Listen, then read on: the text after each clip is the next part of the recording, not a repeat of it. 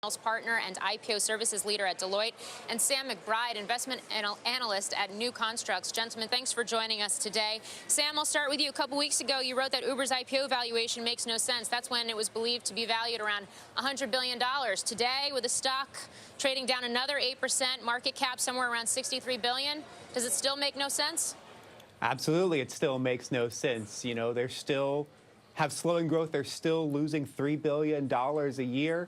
I don't think it makes any more sense at $60 billion than it did at $100 billion.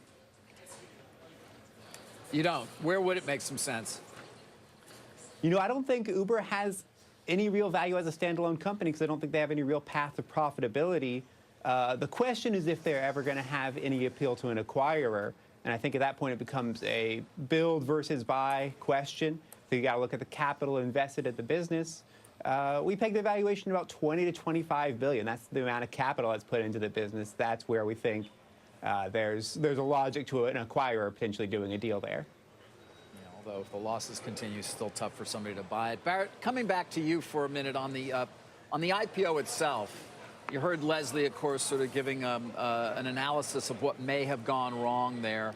Do you have any sense, you know, is it simply a function of the underwriters misinterpreting the actual aftermarket demand, or are there other things that stay at play here as well, perhaps, that we're not aware of? Well, I think we may just be seeing an issue in consumer right now. And at the same time, I'll be a little bit of an apologist for them. They did raise $8 billion. They are a company that spends a lot of money, so that's quite a win. At the same time, I think it's fair to say this isn't how anybody draws it up.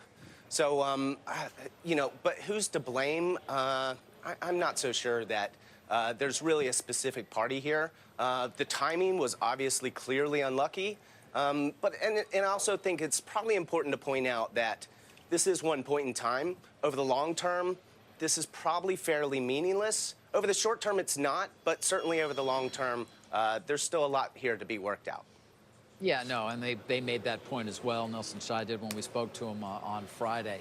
But I do wonder, you know, there's some unique things about Uber. I mean, obviously the size of the deal, so much stock already in private hands. They tried to prevent people from shorting it or hedging it. Do you think that may have played a role here at all in terms of some of the selling that we saw? I don't know about the fact that they were able to limit the shorts. But I would add to what you're saying, I mean, Uber is truly ubiquitous. You know, I think that term is thrown out probably a bit too much. But this is a brand that has become a verb. This is a company that my 3-year-old knows what it does, as does my 7-year-old father and literally everybody I know. And it has had such a significant impact on everyone's lives that I wouldn't be too quick to sell them off. I think it's a really rare company for this day and age, certainly in the private space, but then transitioning to the public markets and having an IPO of this sort of weight and excitement, I think it's hard to navigate. And so I think in another way, it's probably a win that they were able to even get out with the way everything was going down last week. Sam, it raises the inevitable question, will this put a chill on the market for all of the pending IPOs now? I think there's a definite possibility that it will, but at the same time, you look at all these other IPOs, what's their option? You know, they need to raise more capital. If you look at all the early investors, all the venture capitalists that are in Uber, anyone who invested in the past 3 years in the private markets is underwater now. I don't think there's going to be a lot of private appetite for these unicorns, and so they might have no choice but to do an IPO, even if that's at a disappointing valuation. Barrett Daniels, I agree with Sam there. Oh, sorry. Okay. All right. Well, we will leave it there. Thank you both for joining us today. I'm sure we'll be talking about this topic much more in the days to come. Thanks for having me.